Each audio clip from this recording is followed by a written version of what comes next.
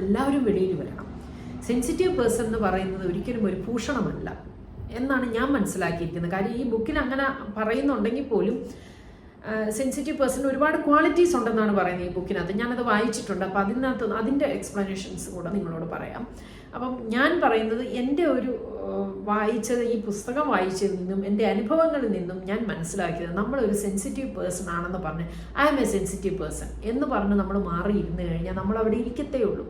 നമ്മളെ ആരും മുന്നോട്ട് വലിച്ചു കൊണ്ടുപോകത്തില്ല. അപ്പം നമ്മൾ ആ ഒരു ലേബലിൽ നിന്ന് മാറ്റണം കിട്ടണമെങ്കിൽ നമ്മൾ തന്നെ ഇങ്ങനെയുള്ള വിമർശനങ്ങൾ, നമ്മളെ ആരെങ്കിലും എന്തെങ്കിലും പറഞ്ഞു ഉടനെ നമ്മൾ കരഞ്ഞുകൊണ്ടിരിക്കുക, അതൊക്കെ നമ്മളങ്ങ് മാറ്റി വെക്കുക.